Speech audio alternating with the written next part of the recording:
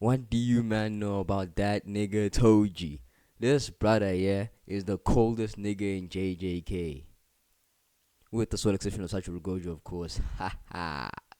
Yes, I know that it's been nearly 2 weeks since man dropped the video, and I apologize. And yes, man's moving lazy, but I'm here now. Man's officially back at uni, meaning that it will be easier to record, edit, and upload, so the hiatus thing will only happen when it calls for it. Listen, for the longest time, man was lying to himself. I always told myself that me numero uno was Yuta Okotsu. Obviously, it makes sense. The brother cold, I can't lie. I mean, with how deep his bag is, and with him basically being second to Satoru Gojo when it comes to the Juicer High niggas. But recently, man had an epiphany, and I had to be honest with myself. Keeping it 100 stacks, yeah, I came to the realization that Toji had always been my favorita. Obviously, you man that watch JJK know Toji's defining characteristic, his heavenly restriction. Because what do you mean in a universe where tornadoes are literally able to vaporize cities with no effort, mind you? That a nigga with no powers whatsoever is able to box with the aforementioned mandem. To add, the heavenly restriction buffs his horror points so much that it was able to pack the young rich nigga Gojo and complete his mission whilst keeping the goms intact. Do you know how mad that is? Like, can you man peep it for a second? That man was scrapping against the strongest one at the time, and he left looking fresh than when he landed at the scene. Come on, fam. The more I think about it, the more it makes him even more asserty. And the maddest thing is that he don't even really be trying to aura farm like that. He's just casually able to do a that thing because of the heavenly restriction, bro. Like that's mad. Like just deep that one for a second. I'ma let you walk with that one right now. Before I even move on, carrying talking about the greatest one. Personalmente, I think one of the reasons that ended up making Toji my guy is the way that Ronaldo carries himself. Now, this ain't glaze. This is just a factual, objective, tactical analysis of the one who left it all behind. Toji is just one of them man that always carries himself like he's in control. I mean, just as previously mentioned, look at how he packed Gojo in 4 and casually swept aside Geto, beating that nigga ass so bad that he hopped on that Anakin Skywalker thing and turned to the dark side. Again, I will be reiterating you, man, that in a world where men are running around with divine techniques, Toji stands out because he don't have any of that. Yet he's still able to keep up and take care of a lot of the men that he goes up against. Before even meeting with Gojo, he had major rep as a sorcerer killer. Do you know how consistently cold you have to be to earn a moniker like that? That means my man's been grafting, been putting in the hard yards in the field, bro. He's been putting in the shift. Toji is the first edition of the draft of the Grafters Association. I didn't say that right, but you might get what I'm saying. Obviously, with this video going in the Aura Man playlist, we obviously already know that Toji is one of he's the first Aura Man on this channel. But he's also a first edition, draft. Yes, first round draft pick to the Grafters Association. Yeah, man said it right at the end. Allow me for taking to get long today, but I said it right, bro. But now I'm about to take you lot to school this next part. Walk with me now.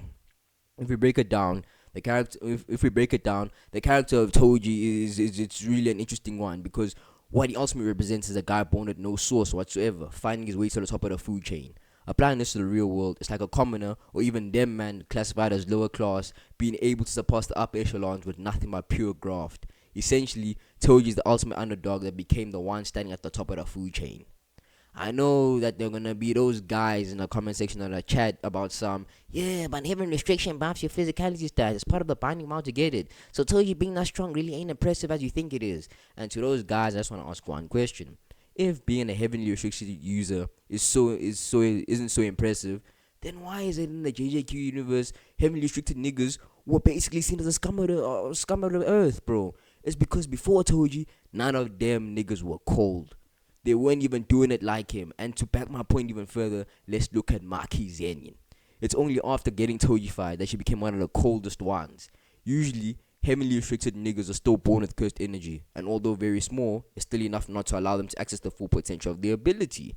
Then, Toji came around. Man started doing up a madness, becoming the John Wick of JJK, and when it was all said and done, niggas were chanting about, yeah, we can't let the shit happen again, bro. We have to be so real with ourselves.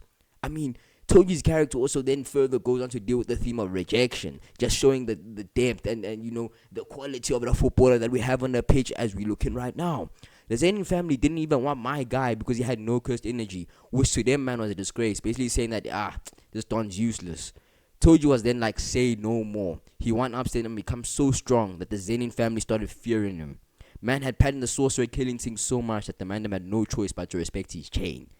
Him being who he is was not only rejecting, the foundations that the Zenin were built on, but also the very foundation of the world of Jujutsu itself. He showed that man don't need cursed energy to be an Avengers level threat. Another big thing to note about hashtag Big Toji is that he's such an intimidating character. He has such a presence that when Maki went through the Tojification, the Zenin knew it was long. Maki's father was moving so shook, talking about this was a fear I thought I'd learn to forget. Do you know how crazy that is, that you're that strong that Donnies have to teach themselves to forget your presence because it just brought them that much fear? Like that's mad, bro. Like Toji's presence in the story is so serious that even Tengen said that his actions changed the very course of fate. I'll be so real. That's madness. Do you know how cold you have to be to change fate? And coming to the Dagon fight, he does another madness by breaking into the domain and putting Dagon in a spliff. Like, bro, who the hell is crazy enough to break into a domain? But not only that, man goes ahead and packs you in your domain. Like, bro, that genuinely does not make any sense. I'll be so real. Gege really cooked the Toji.